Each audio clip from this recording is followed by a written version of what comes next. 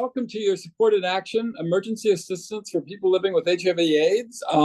I hope you're all staying cool this summer, and it's so great to be sharing this time with you today.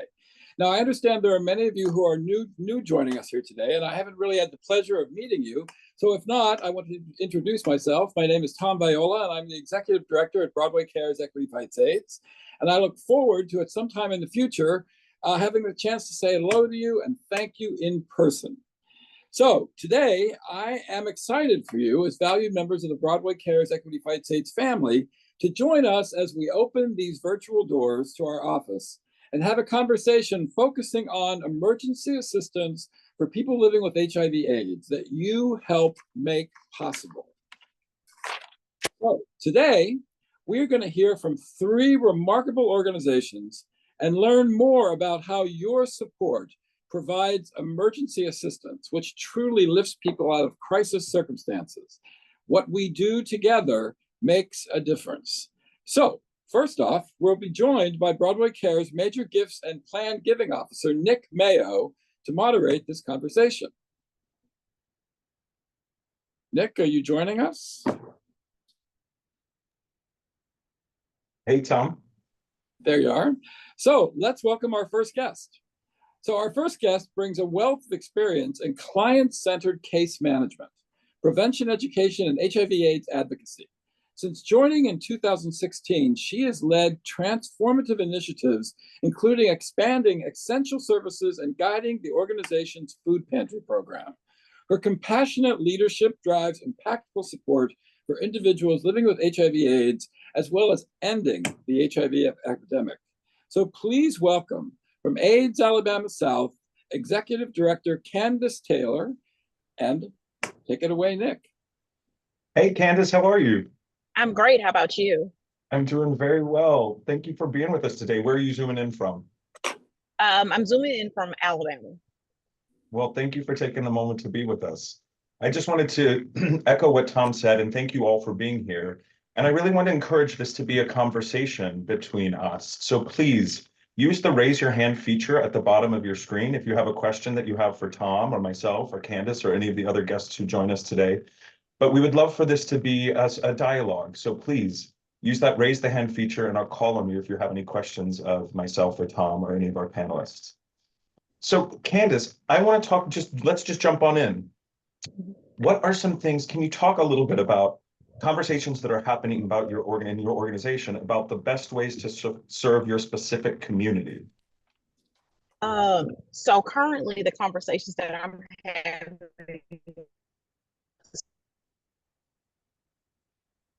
Candace, I think what we might do is have you turn your camera off because we can then hear you. So maybe that's a better way. Are you there, Candace? Yes, I'm here. Fabulous. So let's talk about some of the needs that are happening in your community. So some of the needs in our community is that utility assistance, rental assistance. I think more so with that cost of living going up and the price of utility.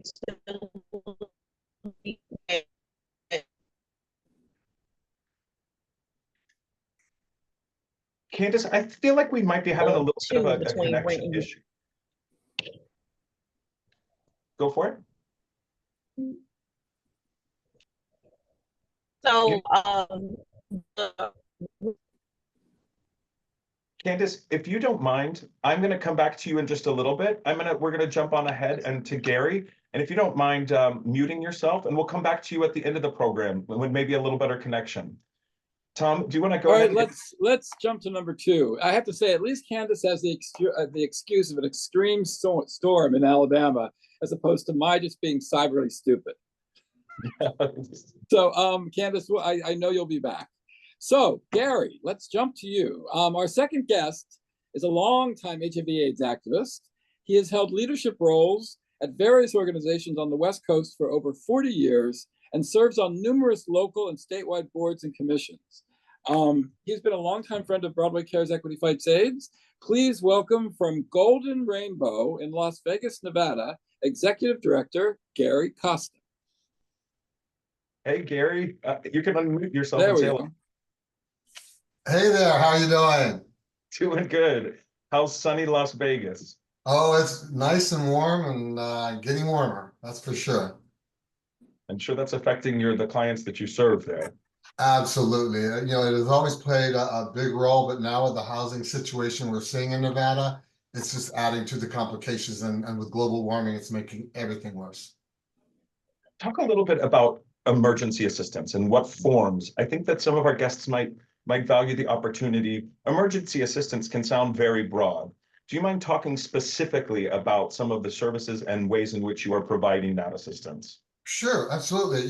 We were founded by the entertainment community here in Las Vegas when so many of the strict performers were dying of AIDS back in the 80s. And so our focus has always been and continues to be ensuring housing for people living with HIV in Nevada so they don't wind up on the streets like so many of our early clients did.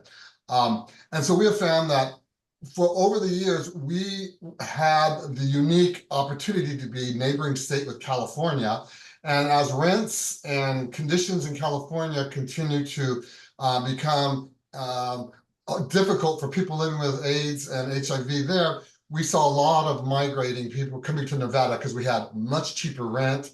We had decent health care, and it was a good place to come, no state income tax. So we were very attractive to a lot of people who were living on limited incomes. As time has changed just in the nation, we're seeing a lot more people unable to afford housing in Nevada. Nevada has become just unlivable, actually. That combined with the heat and the homeless situation, it's a perfect storm of opportunities there.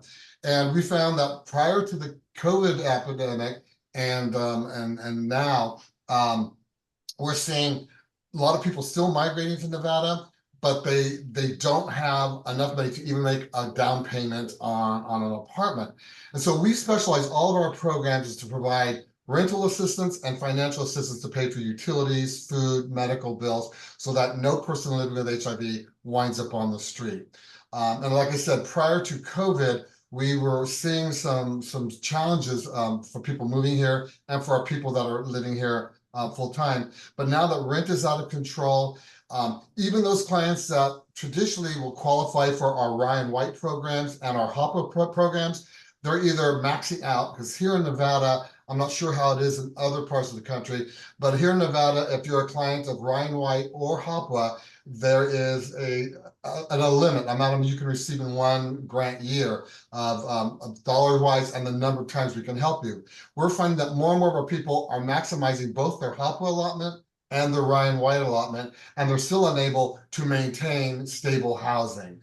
And this is where Broadway Cares, Equity 5 Faces really come in, because we've been able to bridge the gap from those people where we can buy them some more time until the next grant year kicks in.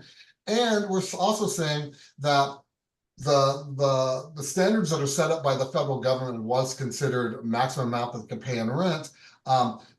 Nevada now exceeds that. So even if a person qualifies by Ryan White and HOPA standards, it's still not enough money to make just basic rent and make basic security deposits.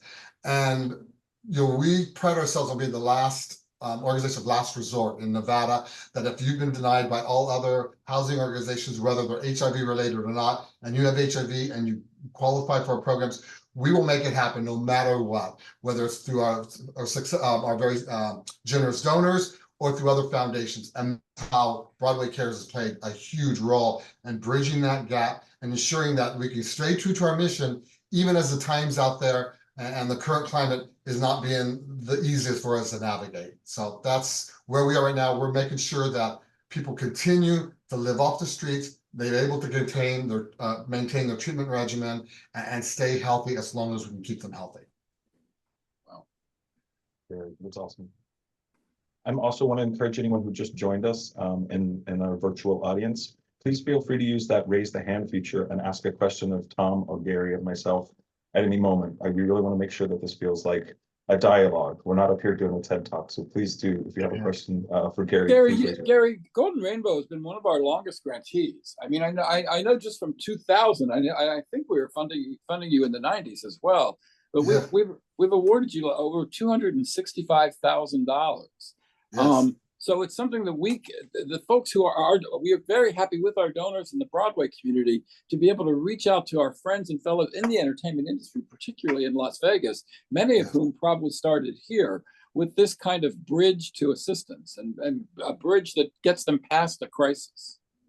Right, exactly. And that's what we've been so extremely thankful, especially as certain Broadway shows come to our newly, Sure. let's say newly our Performing Arts Center here in Nevada, a city that prides itself on entertainment. For the longest time, we didn't have a formal performing arts location. And then once the Smith Center was established, and there was a great influx of Broadway shows, and Broadway Cares was part of that, that every time Broadway Cares is involved with a Broadway show production at the Smith Center, you guys pass the buckets around, and you collect, and it gives us a great shout out to Golden Rainbow. But we see the interest in our organization completely elevates right after. Anytime there's a major show in Nevada, we see people reaching out to us. They access our website, our Facebook pages. If I'm present at that thing, they'll come up to me. I'll always wear a Golden Rainbow shirt just so people know that I'm part of the program. And it's just amazing how people, our local people really appreciate what Broadway Cares is doing, but our entertainment community, like you said, a lot of them got their starts in Broadway, and now they're on resident shows on the Strip. So they feel this affinity to give to and support Golden Rainbow. So every year when we put on our annual fundraiser, which is our biggest source of income outside of Broadway Cares and our federal grants, we see entertainers coming out of the work on some of the most fabulous shows on the Strip. They want to be part of the effort because they know Golden Rainbow has been established in Las Vegas for 38 years, going on 39, and are linked with Broadway Cares. So it's for them, it's like coming home. They know we all understand of how the Broadway community was totally impacted by AIDS and how we continue to be impacted today. We have people still, even because of the economy, people who are working in shows, 5-6 nights a week, and they're still having to drive Uber on the side, and they're still trying to struggle to make rents meet the rent. And some of them, if there's a slowdown in shows, and especially post-COVID, a lot of shows got canceled, we saw people that were once headlining shows on the Las Vegas Strip are now getting rental assistance from Golden Rainbow. And there's a comfort level for that because they know, the information is secure, but they know that's home. The entertainment community takes care of their own and the rest of the community. And that's a powerful statement to make.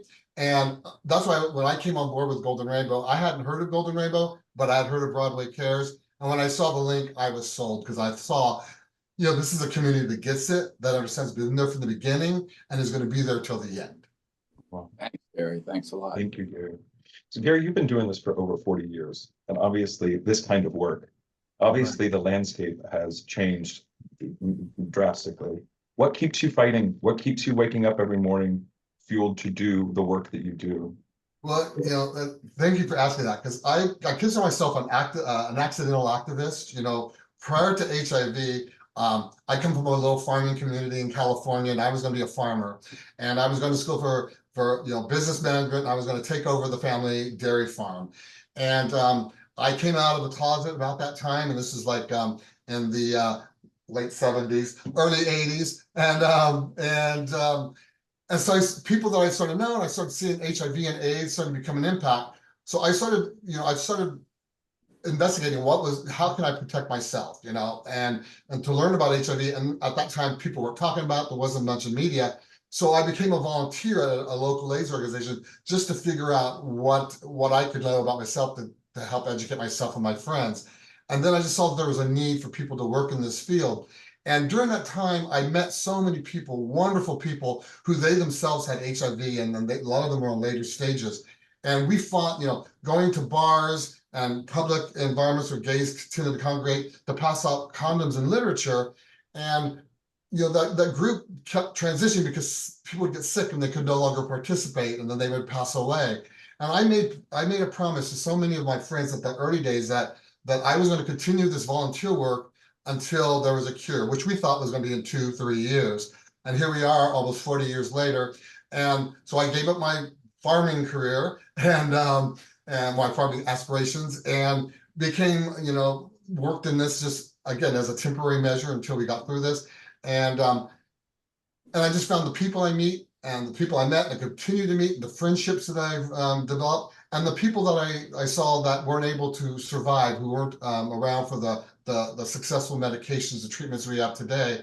I I get up every morning, I have photographs in my office that show, there are pictures of me with various friends at various protests, at the marches on Washington. And I wake up and it's like, I'm still fighting this fight for you. And even though I'm getting close to retirement age, I feel that until I have breath in my body and I have the ability to get around, I'm going to continue to mark my word, because in this work I've seen in the 40 years, I saw that we were making great progress on treatment and keeping people uninfected. But now in this unique role I have, I see people coming into my doors that weren't even born yet when I was first, becoming an activist. And I'm thinking, well, we've got to continue this message. It's a different message. We go at different approaches. We have technology. We have so many more resources available, but it's still an issue. And until we can get everyone tested and everybody on some kind of effective treatment, my work isn't over, your work isn't over, our work isn't over. So I consider myself blessed that I'm able to continue to do this work, and that I've been able to surround myself with loving family and friends and a supportive network that makes doing this work rewarding, yet challenging, but definitely worthwhile. Thank you, Gary. Golden Rainbow is very fortunate to have you in the leadership. Thank you. And we're very, very grateful to stand with you and everyone in this room. The work that Gary and Golden Rainbow are doing would not be possible without your support. So we're so happy to stand with you in that work. Thank you. Thank you for sharing, Gary. If you don't mind heading back to that virtual green room, Sure. And I'll see you at the end of the conversation. We all come back Absolutely. together. Thank you. All right. Thank you, Gary. All right, Tom. So do we want to move to Tamara? Yeah, let's do that. Do that. So our next guest began working with AIDS Response Seacoast in 2010 as a case manager and took over as director in 2021. She first began working with people with AIDS in 1991 in North Carolina, though, in a residential hospice program, which is some of the toughest work you will ever come across. She is grateful for the tremendous advances in HIV care and can now work with her clients to help them live and to thrive. Please welcome from Portsmouth, New Hampshire, and from AIDS Response Seacoast, Executive Director Tamara Leibowitz. Tamara. Hey, Tamara, you can turn your camera on and unmute. Hey. You can unmute yourself, There Tamara. we go. There we go. Happy you're here. Thank you. So as Tom mentioned, you are zooming in from Portsmouth, New Hampshire. Yes. So we've traveled from Las Vegas, Nevada to Portsmouth, New Hampshire. Give us a little snapshot of your community and some of the challenges you're facing right now. Sure. So we're in Portsmouth, but our catchment area is all of the whole area of a county called Rockingham County and another one called Stratford County. So our catchment area really encompasses small cities and a lot of rural communities up to close to an hour away, kind of in a 90-degree angle. So it can be far away for clients to get service for us, but we make sure that we're able to connect with them. ARS has been around since 1987. It was started by a grassroots group of activists, like so many of these organizations. And the one thing that is interesting is that we continue to have a similar number of clients all these years later. So we normally run somewhere between 90 and maybe 115 clients, and that's right where I'm at now. I have about 110 right now. Wow. So even after all these years, we tend to have a similar population. Of course, like we said, the wonderful thing now is that we have clients that stay for years and years. I have clients who've been a client here for over 20 years, 25 years, that type of thing. And we're able to help them live with HIV.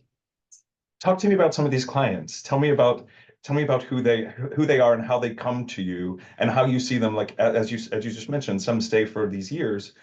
Talk about how they come in and then how you see them now. Sure.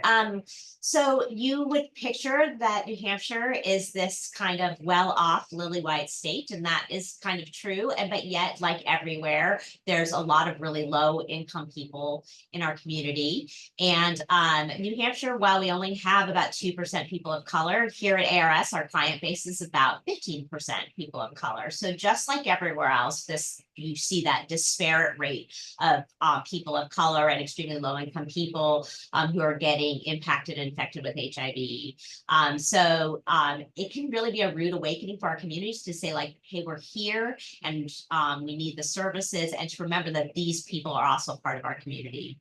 We end up having a lot of people who come home. So they might have gone somewhere else and then they come back to live in New Hampshire where their family is.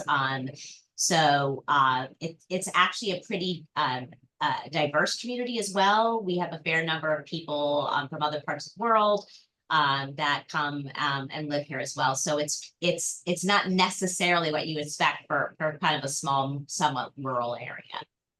And talk about some of these services. You know, I know you mentioned transportation is getting people to places.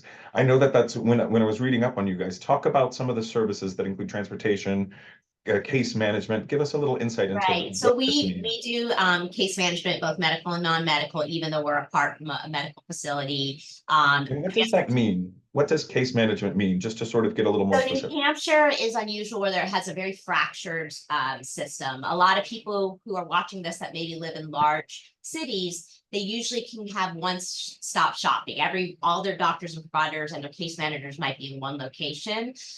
We don't have, especially here in this part of New Hampshire, we don't have one system. So someone might have, they have to have an infectious disease doctor and a primary care, and they might also have a doctor for hepatitis C, and they might have, and there might be in multiple different systems, and they have to get to those different systems. And very often they need, one of the roles we place to help them coordinate all of these different providers that are under different roofs and who often don't speak to each other. So we try to weave them together so that someone can have wraparound services in a way that isn't delivered in a lot of areas of New Hampshire. Oh, Tom, 1 second. If you'll just unmute your microphone. There we go. Sorry about that. Tamara, question. When someone comes to you for emergency assistance, what are they looking for most often? Is there what are the top three things that you can respond to? Well, so much like Gary said, it's housing. We are in an absolute housing crisis in this area, probably in so many parts of the United States. The rent prices have become exorbitant and very, very difficult to find people stable housing in this market. If I could, I'd love to share a story though of how we used the emergency assistance. So I had a client who had just moved back home because they had an elderly relative. That relative quickly went into a nursing home. The house was sold, and they hadn't been feeling good and things weren't going well, and they moved in with another relative. They didn't have any income. Turns out the person had an HIV diagnosis and in fact was very sick with AIDS-related illnesses. The relatives found out and immediately kicked out their nephew, and he ended up in a shelter. So from the shelter, he had been diagnosed with KS, so things we don't really hear about these days anymore, but yet it's still here and present and a part of our lives, and needed medical care day to day, needed to have infusions. We met with him, did the intake there at the shelter, and we searched. We were able to find like a room, but this person had no income at all. And we needed to get them out of there very quickly because they had no immune system left and they really needed help. I was able to use Broadway Cares money to immediately pay a first month's rent. And what was so important about that is that it was low barrier.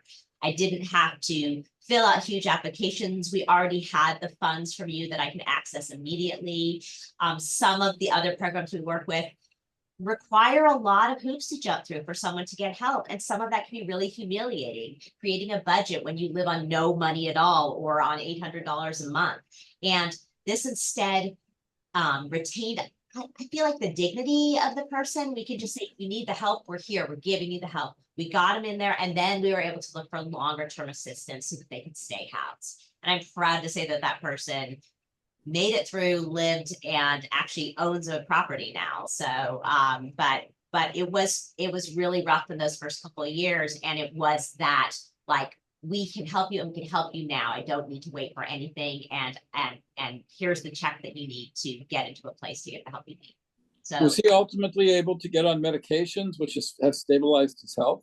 Absolutely, yes. And so that was all happening at the same time. So we're driving him to doctor's appointments because there was no transportation at that time for him, and getting him into housing and all the different things, the mental health support, all those different type of things that he needed. So it was kind of like I said, we did the wraparound services, but almost all of it from here in the agency until we could get other resources from the outside. Great. Tamara, listening to you tell that story, I felt, it's Pride Month. It's, and I felt your pride. I felt how proud you felt of your organization and the people here in this room who helped that person who was down there to give care to someone else. There's that poetry in that, who came to be of service, to care for others, and then was in a place of great need. And the speed in which you talked about it, which is so important. Everyone here in this room feels should feel ownership of the ability for that person to get care, but also care quickly. Thank you for sharing that story. And so it's really spectacular. And the fact that this person got so much help and so quickly in so many different ways, in a time that it's completely overwhelming, I'm quite proud, and I could sense your pride. So thank you for sharing that story. We are so grateful to have had the assistance and to be connected with your organization. It really means a lot to us to always have that there when someone needs it. Thank you for sharing that. And I want to encourage everyone here, if you have a question of Tamara or Tom or myself, please use the raise the hand feature at the bottom of the screen. Tamara, I'm going to ask you to go back to the virtual green room, and we'll see you in just a second when we all share another conversation. Thank you. Thank you. So how's Candace doing? Let's see how Candace is doing. Hi. Candace. Hey, I've stopped. I'm sorry. Oh, there No you go. sorries. That's great. Candace. You know what? Candace is in a storm, and Candace needs... There we are. Oh, I'm here, but I tried to cut the video on and it wouldn't let me cut it on, so I'm not sure what's the. Let's just so keep we're the gonna. audio on. Okay, Yeah, that's completely fine. Yep. We'll do a sort of radio interview. So Candace, tell us a little bit about AIDS Alabama and what's going on in your community. So AIDS Alabama South, and I also want to differentiate because we do have an office in Birmingham and we're the South location. Yep. So we're in Mobile, Alabama, and we cover 12 counties. Of those 12 counties, 9 of the counties are very rural because in Alabama we have 67 counties. So we serve very rural communities and clients. Currently, we have about 375 clients that are active within those 12 counties. And the services that we provide, we actually go out into the field, especially to travel to our clients. I think our furthest client is about 2 hours and 30 minutes away, a 2-hour and 30-minute drive. But we also have to think about, as I believe it was Tamara that talked about transportation. We do have a transportation driver, but also there is not services. We're the only AIDS service organization from our area to the Alabama-Mississippi state line, and also south to the Florida-Alabama state line. So we do have to get these clients and bring them back for services, even for doctor's appointments, because they don't have that primary care or that doctor to assist with the treatment adherence for HIV. Wow, Candace, that's a huge, huge responsibility and a large amount of land to cover with people in need. Yes, but we do have an amazing staff. I do like to say that, throw that in there. Talk to me a little bit about that. And where do you have, how many people are on staff, and do you depend on the care of volunteers? And tell me a little bit about the makeup of your organization. So currently we have about 27 people on staff full-time, not including our contract workers. We have 5 contract workers that assist with care. And the makeup of our organization, if I can break it down into like our 3 different departments, we have what we call our program staff, those individuals providing service to people living with HIV. So we have case managers, transportation driver, food bank coordinator, and we have a psychosocial support worker, nutritionist as well to assist with services for our clients. Our other departments, we have our prevention, education, and outreach, and they're in the community educating the clients. I'm not educating the client, I'm sorry, educating the community about HIV. providing that STI, HIV testing. And then we have our clinic. And this is something that's fairly new that started in 2020. And we have our clinical staff that has a makeup that people are able to come in to receive that free HIV testing. But also we've started treatment adherence for clients that need to come in to receive services for their ART medication. Wow. Candace, again, I mean, you are literally one of our longest running, oldest grantees. We've been working together since 1994. It's extraordinary. Literally, when the National Grants Program first was created, we are so glad and proud to be a part of your work in Alabama, particularly there in the southern Alabama. When folks come to you for emergency assistance, what's the process that they have to go through? How do you help them to actually access that? So for emergency assistance, I've heard some counterparts talk about HOPA funding and Ryan White funding. And as they were saying, there's a lot of loops for certain situations that you have to jump through. And we are always thankful for Broadway Cares money, because they were saying, hey, it's Broadway Cares. Like, we spend Broadway Cares, I feel like we'll be able to move faster, because if we run this way, I know we can get the utilities or the rent here, and then I can worry about something else on the backside. So when people come in to receive these emergency financial assistance services, they meet with the case manager. The case manager completes an assessment. Once the case manager completes the assessment and they tell them their needs, we're just going to say they need rent and utility assistance, because some majority of our clients live within 400% of the poverty level, and they receive $800 or less per month to live off of. And with the rising costs in rent and utilities, you know, they are struggling to continue to meet their basic needs. So once the case manager completes that assessment, she or he may sit down with our director of programs and myself, and we try to make a plan. Okay, we're going to use this services for this person and this service for them as well. So a client story, we had a client who is a grandmother, and her daughter unfortunately passed away, and she had to take on her 3 grandchildren. At the time, she was living in a 1-bedroom because she was single, so she needed to move into a bigger space. And we currently didn't have any what we call our housing vouchers with HOPA, and we were getting ready to have a voucher open. But in the meantime, we were able to use Broadway Cares funding to assist her with moving into that apartment as far as her first month's rent, because she needed a 3-bedroom. From a 1-bedroom to a 3-bedroom, that's a major increase in payments. And she was along the way able to get other services to assist with that rent. But at that time, it was a great assistance for her and her grandchildren to have that, to move into a bigger space. That's great to hear. Thank you. Thanks for sharing that, Candace. Thank you for sharing that, Candace. And also, like, it's another thing that I'm hearing coming up is speed, the speed in which someone needs assistance. This grandmother needs space to then take on this new role as caregiver for the grandchildren.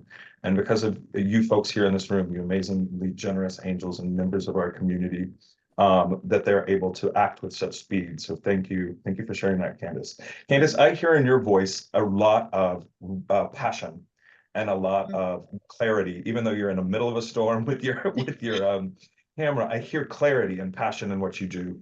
What wakes you up in the morning and gets you going? What's your fuel for the work that you're doing these days?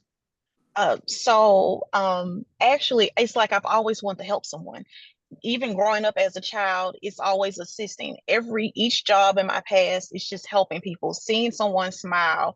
I grew up in low income, and I feel like I resonate or understand people that are growing up that are living in low income situations and have to learn how to maneuver and make ends meet. And it brings me joy to see people happy. Or even with me being a director, I grew up in the organization, and a lot of the clients say, hey, you answered the phone for me. Typically, if I call a director, they don't answer the phone, but you answered. That makes me feel good as well. Cannot help, solve everyone's problem, but if I can help them with one thing, that brings me joy. So Sometimes it's just answering the call. yes. Thank you for your amazing spirit and your amazing service, and for the breadth of work you do in such a large area there in Southern Alabama. Tom, I would love to just bring everyone out and have a shared conversation, because I feel like we've got such a great swath of geography and people and things to talk about. So Tamara and Gary, why don't you come back on and we'll all share space together. Candace, we'll be able to hear you. Yeah, don't go away. Okay. Don't go away, Candace. Stay with us. Okay. So Tamara, Gary, we've all heard from each other now. It sounds very different things and very similarities in the work that you guys are doing. It's all the same. It's so inspiring. I cannot thank you enough for sharing your stories. Thank you for giving us the opportunity to, and I was really moved by what Candace was saying. I could tell the emotion in her voice, and I can so relate to that. I personally tested positive with HIV at the very beginning of this whole journey. And so when you asked earlier about what was the motivation, what gets me up in the morning, I forgot to look at it from a selfish reason, but I find that helping others, is what keeps me alive and keeps me wanting to fight this. And so HIV was a curse for so many people for so long, but it's the exact opposite for me and my friends, because I found it's provided me an opportunity to meet a network of amazing people who are all passionate, like the Candaces and like the Sarahs and everybody and Tamaras. So it's an honor actually to be here today with all of you. Thank you for sharing. I'm interested, and once again, just want to remind anyone in our virtual audience here, if you have a question of Tamara or Gary or Candace or Tamara or myself, please use the raise your hand feature. We're happy to call upon you. What's your wish for the future, Tamara, in terms of this work? What's your wish? I think, like everyone, we'd love to see it actually cured. I'd love to not see new infections. We're here to help and we will do whatever we can. But, when I still see young people coming in our doors and not understanding that this was something that could impact them as well, it's 100% preventable. So I want us to continue outreach and continue education and do what we can to prevent new infections going forward. Candace, what about you? So I want to see, like Tamara said, 0 new infections and a cure, but also stigma, decrease, 0 stigma. There's so much stigma that surrounds HIV. Even when I walk in a room and I say, hey, I work at AIDS Alabama South, they was like, oh, this has nothing to do with me. I really want to see the decreased stigma. I want people to be open to listen, to talk about HIV. It's not a taboo anymore. It's not a taboo subject. We need people to know and understand, hey, this can affect anyone. It's not just one single population or one area that it's going to affect. Well, there's also a direct correlation between stigma and new infections, because stigma keeps people from talking to each other and actually sharing their status, or even finding out what their status is. And those two are very, very much linked. Thank you for that, Candace.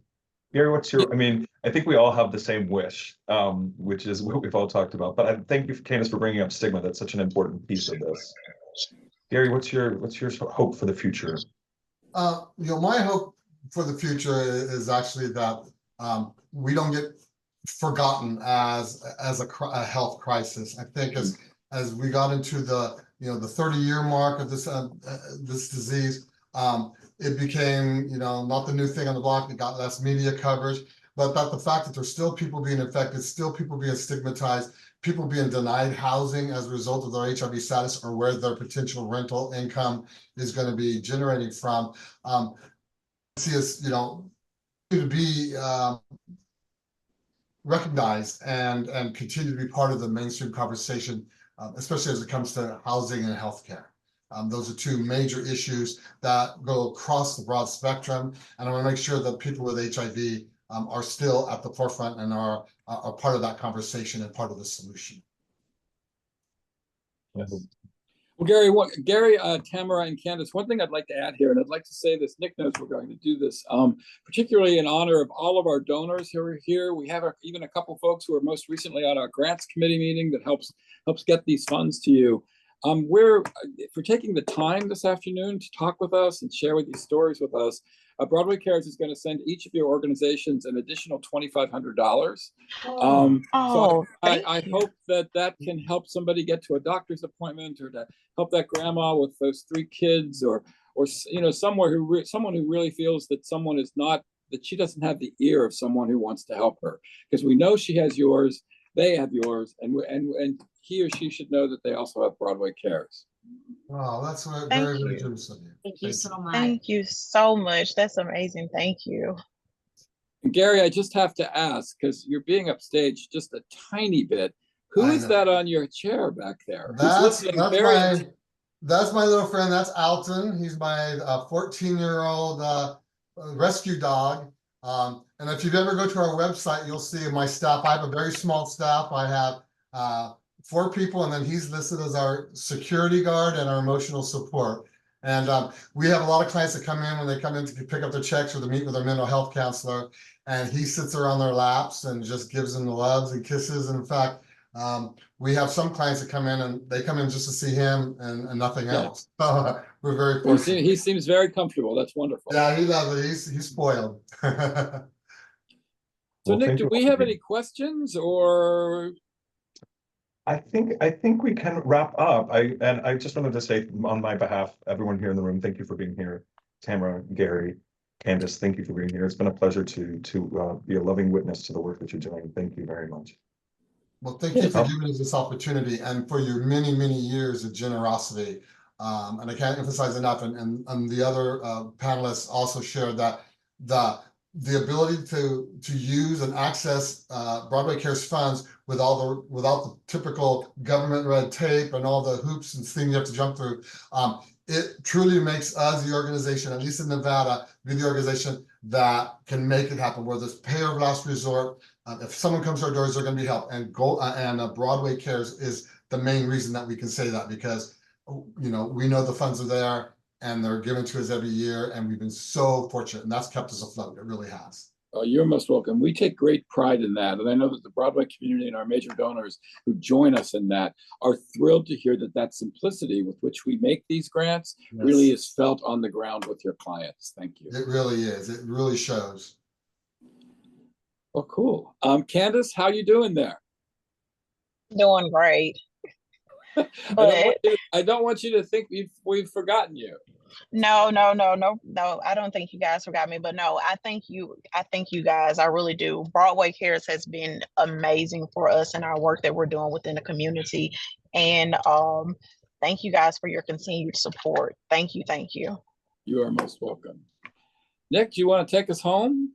I'll take us home. So let's thank you, Tamara, Gary, Candace, for being here, and thank you all for tuning in today and standing with Broadway Cares during this critical time. And while we don't know what challenges may come our way, we all take comfort in knowing that we're going to walk this path together. So thank you for spending this time with us, and have a wonderful, wonderful day.